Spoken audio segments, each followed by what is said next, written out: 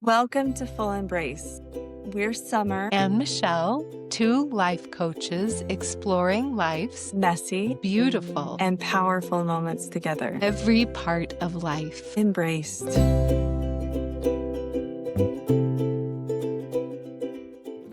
So today we decided to talk about Michelle. Wishful thinking. And we actually haven't thought about this a whole lot, so we'll see what comes out. Yeah, I was talking with my son and his wife the other night, and somehow wishful thinking came up, and I said something to the effect of, wishful thinking is great for the future. It's like dreaming, but wishful thinking applied to your past isn't really helpful. And once I said it, I was like, whoa, that's wisdom. And ever Say that since, again. That's what? that's wisdom. Yeah. So since then, I've been observing myself, and it's been a little bit uncomfortable to realize how much I do wishful thinking applied to my past, primarily to things in my life that I wish didn't happen. And as I've thought about it, I'm like, that's a form of resistance. That's a form of fighting against my life because I can't really change what has happened. So, what benefit am I getting from wishing some life events didn't occur? Maybe I Right. just like judging myself. And I think it's something that our brains do. It's what our brains are made to do, planning for the future or dreaming. But me applying that thing my brain does to the past is actually working against myself. And how so? I think it creates dissonance within me, like this, it's not really disgust. Maybe it's a distaste that those things occurred. I was thinking about it earlier today, and I'm like, oh, it's not accepting all of myself. I can't remove those things from me that have happened. They're actually part of me. And wishing they weren't a part of me just creates some dis-ease, I guess. I like the wording and dis-ease. We can feel it in our body. We can think about it in our mind, but it definitely creates some pain or even suffering in the present. Absolutely creates suffering. Maybe I just like suffering. Maybe we all do. At some level, right? So just the awareness of I've been practicing that a long time. It just feels like this pattern of self-judgment. Now that I'm aware of it, I can decide to choose something different. What's that quote from Katie Byron about fighting against reality? I don't remember. It's something to the effect of fighting against reality, you never win, but it's much more beautiful than that. And it feels like that's what I'm doing. I'm like fighting against what is. I found it. She says, when I argue with reality, I lose, but only 100% of the time. Yeah. Yeah. So that's what I've been doing. I'm really good at it, and I wouldn't recommend it. How does that feel? Does that feel like current judgment about doing it? Or does it feel like now I have a good beginning place? I'm grateful for the awareness. And for the last few days, I've kind of been in this space of curiosity, like what are all the times that I do that? And I was thinking, oh, maybe I'm doing wishful thinking because I haven't totally felt all the feelings of those events. So I'm still wishing they weren't. That sounds like wisdom too. Like one of the events is my daughter passing away. I don't know if I'm ever totally going to be accepting of that. And I think I can give myself permission to be sad about that the rest of my mortal life. So I think it's more the practice of not allowing myself to go to the wishful thinking, or at least when I am doing the wishful thinking, I can be curious about what emotion I'm not feeling, and I Right. haven't started doing that yet. And you might want to allow yourself to do it and just notice, like you said, notice and feel as you bring up the passing of your daughter. I feel like a lot of times death tends to bring up those feelings of I wish I would have or I wish I didn't. Mm, mhm. Yeah, yeah. And maybe even in general in life, after you've had a conversation with someone and you may wish that you hadn't said something, what do you then do about that? You Right. know, do you repair? Do you beat yourself up? What do you do in those moments? That gives us an opportunity to practice being brave if we do want to try and repair. I feel like when I was a kid, I lied a lot, and it was almost like a habit. It would just Mm, flow out of my mouth. mhm, And as I decided that that wasn't what I wanted to do or who I wanted to be, it took me saying, "I'm sorry, that's not true. I don't know why I said it." mm, And I think that took a little courage, but I love in the moment being able to repair mhm, because I feel like there's a big relief. mhm, The more we can repair, or at least try to, right? mhm, mhm, Sometimes we're not repairing the damage we've done with someone else, mhm. but we're repairing, I think, something within us to help us not create those same things in the future for ourselves and other people. When I can't repair in the moment, or if I say something and they walk away or they drive away or something, if I've done that, I still like to repair with myself. That's lovely. That's really lovely. That self repair automatically, it's so easy for us to go into, "Oh, you always make that mistake. And why did you say that? And Mhm, this is who you are." mhm, But I think the repair in the moment is so powerful. And that is helpful to build a stronger relationship with yourself and also build stronger self confidence. And the more I kind of catch myself in that, the easier it is for me to not even go there. And I could just say, "Oh, darn it, I wish I could have." There it is, the wishful mhm, thinking. mhm. And I'm sorry I did that. And I can direct that sorry to them. I can direct it to me. I can direct it to God or the universe, but I can just think about how I would have liked to have done it the next time. Yeah, true, and there's an opportunity to learn and to own what is. That's where, me resisting or going to wishful thinking at certain things that have happened in my life really creates this internal fight And and can I suffering. guess what it sounds like? Yes, please. Does it sound like something about you is bad Mhm, for my own interactions with people, myself, and my kids sometimes? Sometimes we make it mean that we're bad in some way, and then it's like, "No, I'm not bad."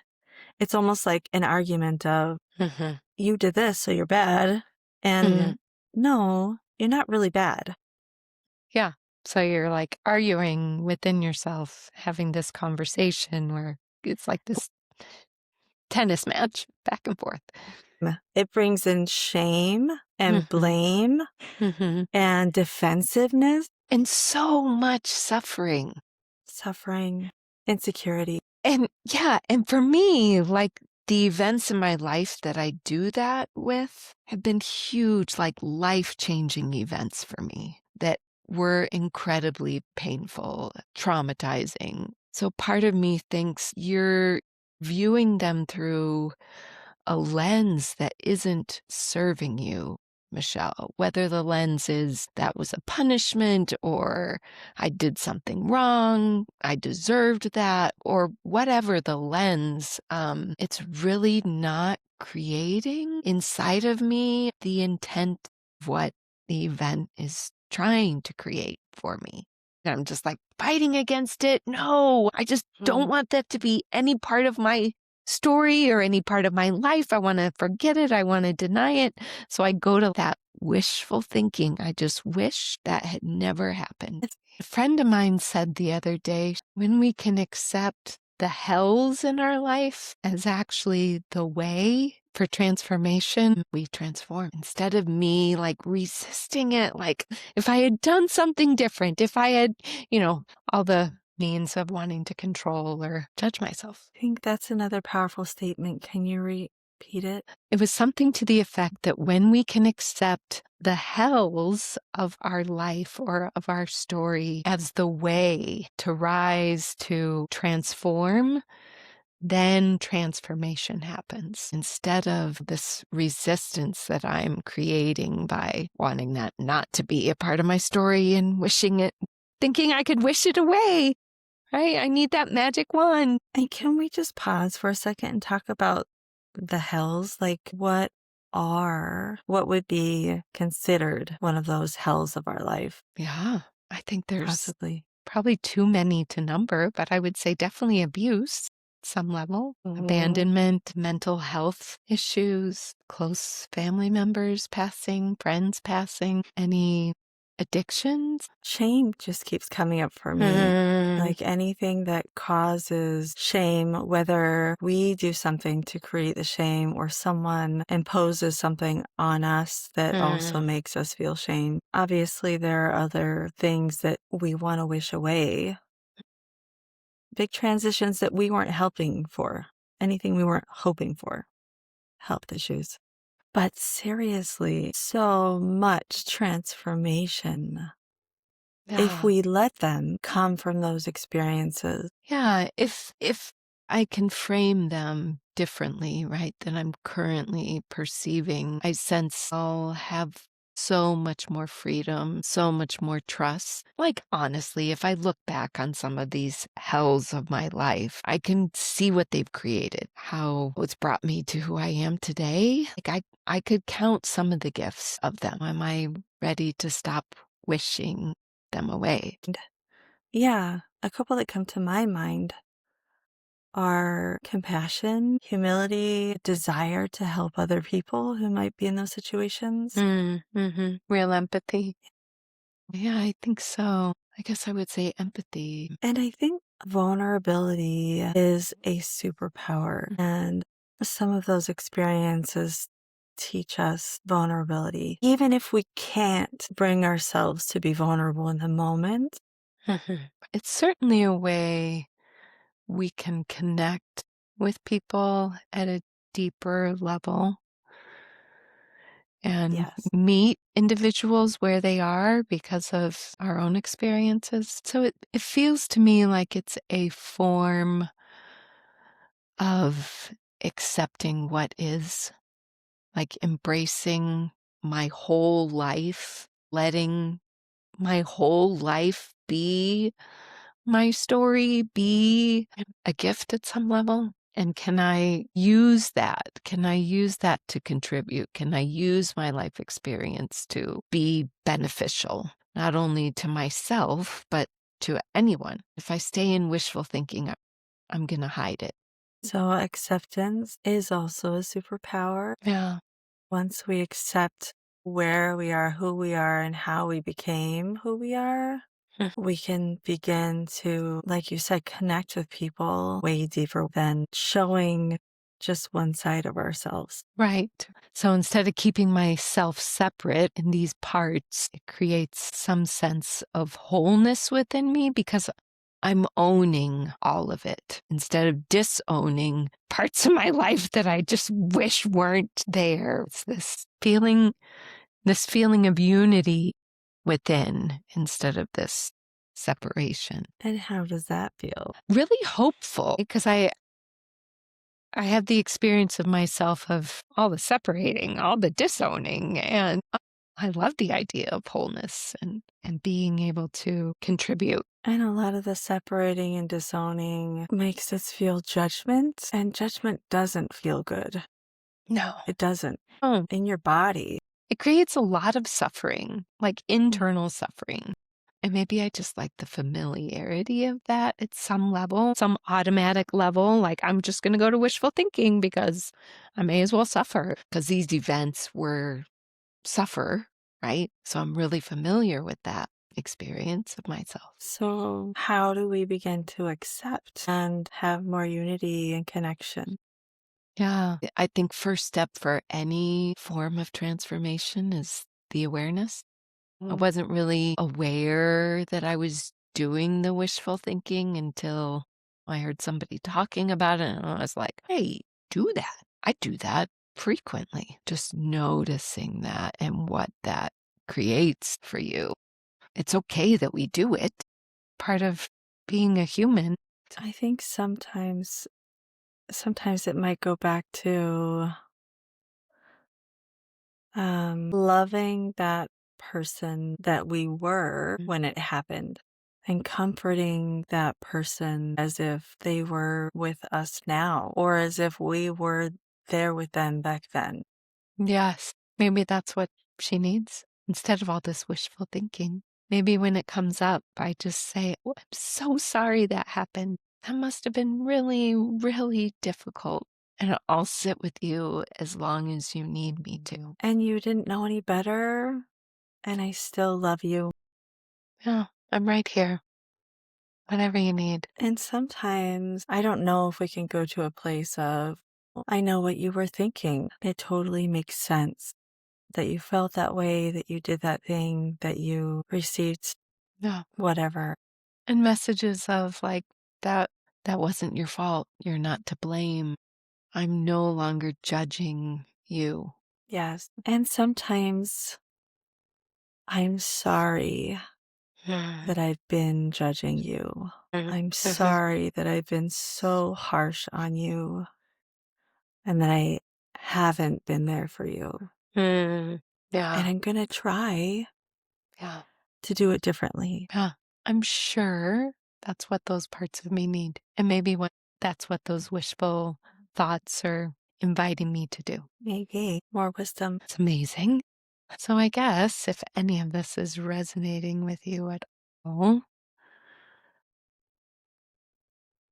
just invite you to be kind to yourself.